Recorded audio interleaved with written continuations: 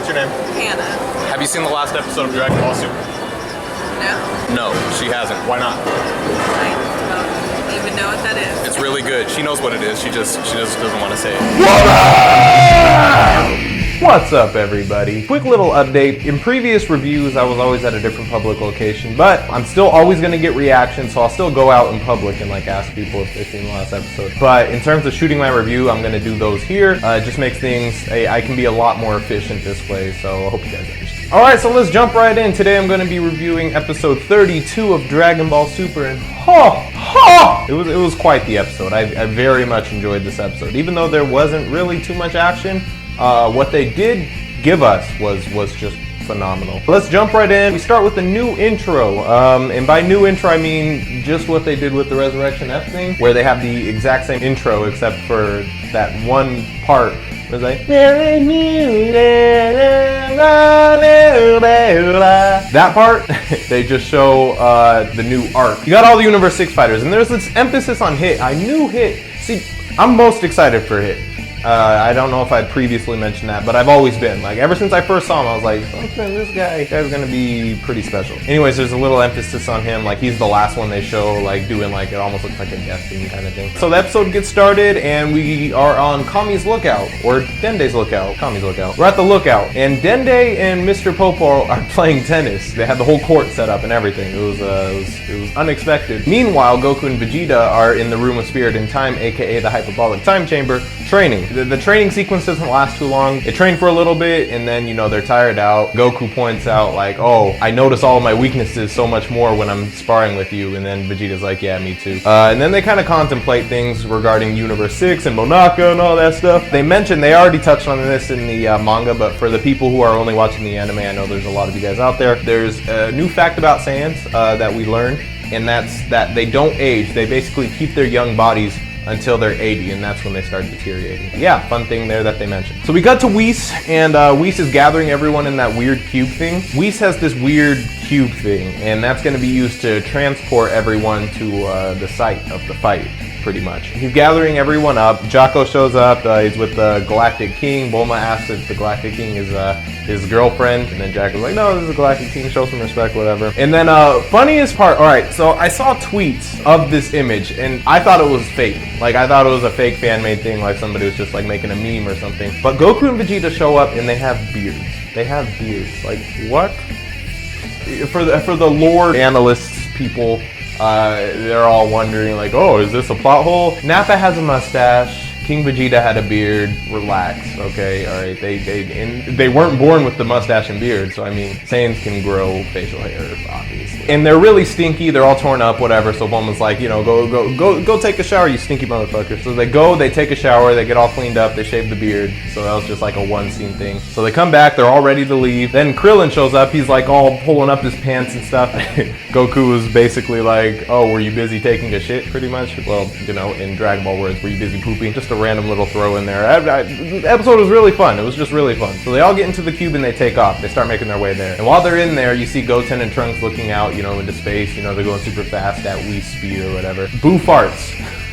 Boo farts, and he starts laughing about it, and everyone's like, what the fuck, because they're like in the small confined place. Typical Boo Dragon Ball humor bullshit. They pit stop at Beerus' planet to pick up Beerus and Monaka. Beerus walks in, he's with Monaka. They have this cool little foreshadowing going on while he's on his way in. They greet everybody, and then Goku is looking, you know, he's been super excited to meet Monaka, so he's like looking really hard, like analyzing him, like, you know, looking at every little corner of his body. They briefly mention Pontas, which is nipples, pretty much. Monaka's just like, see, I have very large nipples, and Goku's just like, okay. Like, he didn't know what to say. Goku asked Monaka to spar, and then Beerus is like, how many times do I have to tell you? Your opponents are Universe 6 fighters, not Monaka. So basically that gets thrown out the window. As Monaka starts walking away with Beerus again, Goku just like has this urge, like his hand starts to tremble a little bit, like he can't help it kind of thing, like he can't control himself. So he just lifts up and then punches Monaka in the face. It looked pretty painful. Goku slowly moves his fist,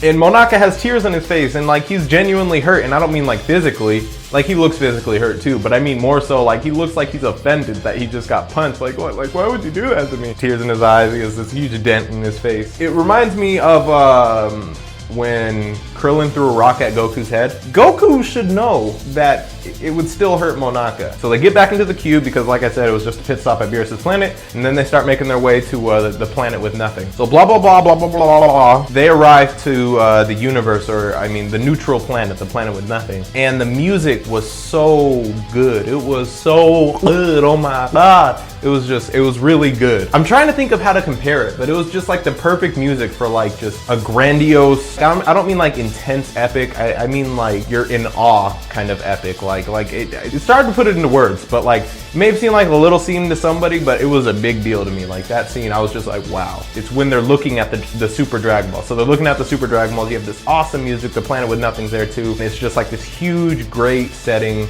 to the beginning of this arc. So they land and Champa greets them. Beerus and Champa start, you know, talking a little shit back and forth. Then my girl Vados, yes, she's my girlfriend, guys, we're official, like as of last week.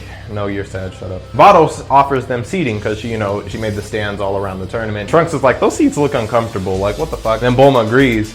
And then I was like, why you disrespecting my girl? But at the same time, hey, they do look kind of cheap. Beerus agrees with them too, and then Beerus, you know, yells at Whis to, you know, make a new seating thing. So Whis pulls out the staff and he wipes everything away. It's like fucking MS Paint or some shit. And then he remakes the seats into like these little islands kind of thing. Like each is an island and they're like, there's one for the Kais and there's one that's gonna be for everyone else and then blah, blah, blah. So they head off because they're gonna go take the test, the written test that Vegeta had the idea for. As they start flying away, they run into Supreme Kai and Kibito. If you guys have read the manga, you've already known this, but they split up. Kibito Kai, if you guys remember in the Buu saga, used the Potara earrings and fused and became one being, and they were stuck like that forever. But using the Namek Dragon Balls, they wish to be separated again, so it's Supreme Kai and Kibito Kai again. So it's good. I like them like that a lot more than when they were just one person. I didn't like that. Whatever, blah, blah, blah. So they all go up to this classroom-esque looking kind of spot. So they get there,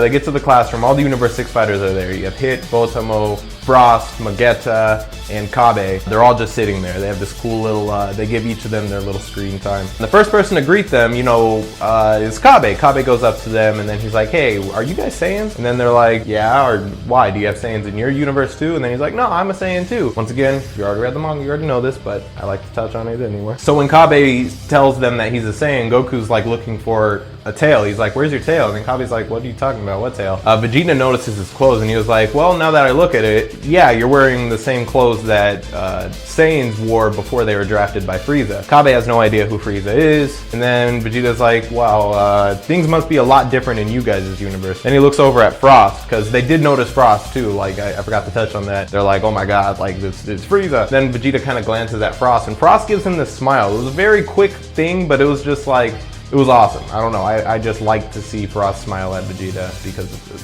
it's just so unexpected. You're so used to Frieza. And it was like a genuine smile. It wasn't like that evil smile that Frieza had. It was like he's actually just a nice guy smile. Kabe briefly goes over their Saiyan heritage from Universe 6. They live on planet Salad, but in the subtitles it said Sadal.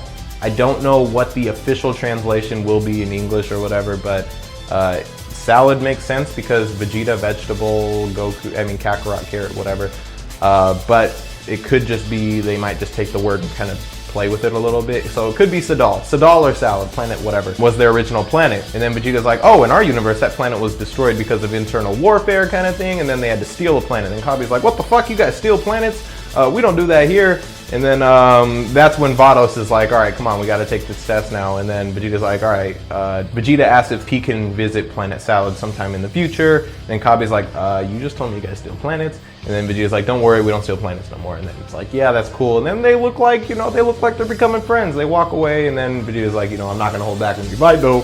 And he's like, I ain't gonna hold back either. So the way this test is gonna work, it's a 10-minute test, and whoever gets 50 points, I don't know what it's out of, but if you get over 50 points, you pass. Long story short, it wasn't a long story. They just pretty much cut to the end of the test. Goku looked like he was struggling for a little bit. Buu failed the test because he fell asleep in this version. And Goku's like, when Buu falls asleep, there's nothing you can do. He is asleep, you cannot wake him up. So then, Beerus is kind of flipping a shit. He's like, oh my God, like we're already down a fighter. You guys better compensate for Buu failing. And then Vegeta's like, I don't want him on this fucking team anyway. Fierce is like, okay, Monaka's gonna be the last person to fight because he's the strongest. Then he tells the other three to just do, as you guys would expect from Dragon Ball by now, to play rock, paper, scissors to determine the rest of the order. So then we cut to the brackets. It's not really brackets, but they have like images of all the Universe 6 fighters and images of all the Universe 7 fighters. And before they start, there's a national anthem that they do, except this is like the universal national anthem.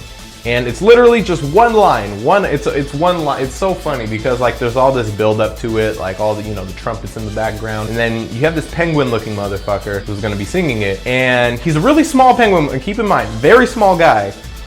Deepest voice I've ever heard in my life. And then this is the national anthem. I'll sing it just like him too. The universe is very vast. That's it. The lights all went down for that, and then they came back up, and then, you know, Bulma and all of them are just like, what the fuck, that was so short. Then the first round was announced. It is gonna be Goku versus Botamo. Botamo is the big Winnie the Pooh bear looking ass motherfucker. They had really good music and like the whole setup. It almost reminded me of the old days when you would watch like Yu-Gi-Oh! And like they'd each get on their platform kind of thing, because like they each stepped up. Like Goku stepped up onto his plate thing, and then Botamo stepped up on his, and then they both just jumped down, and then they have like this little face-off kind of thing.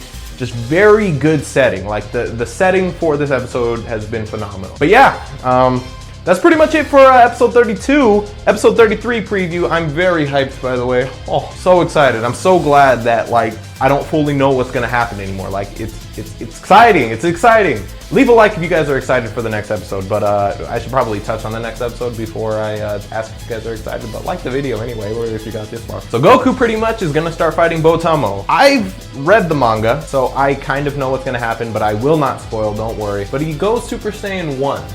Super Saiyan 1, not Super Saiyan God. By the way, we're calling the blue-haired shit, we're just calling it Super Saiyan God from now on. If you're on my page, that's what I'm calling it. We're probably not gonna see the red hair shit anyway, so let's just call it Super Saiyan God instead of, oh, the Super Saiyan God, Super Saiyan went inside the Super Saiyan, and the Super Saiyan God, and the Super Saiyan, Super Saiyan, Super Saiyan God. No! Just Super Saiyan God, that's what I'm calling it. The red one can be called something weird because that one's gonna be more rare now, but with this blue form being more prominent, Super Saiyan God. All right, that's what we're calling it. If you're on my channel, that's what you're gonna call it too.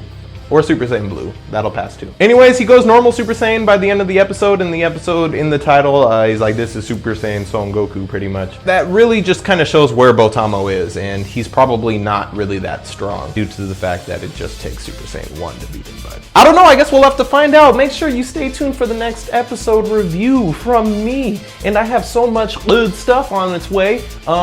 Just stay tuned. It's my birthday tomorrow, by the way. I'm gonna post a video tomorrow for my birthday. It's not gonna be like specific for my birthday, but it's like a video that I'm posting that happens to be posted on my birthday. Yeah, so, but it's not like a birthday special or anything, but you know, more motivation for you guys to watch. Thank you so much for watching. I will see you guys next time. Subscribe and all that. The best Dragon Ball reviews on YouTube will be found on this channel. All right, all right, all right, all right. I'll see you guys next time. WUAAAHHH.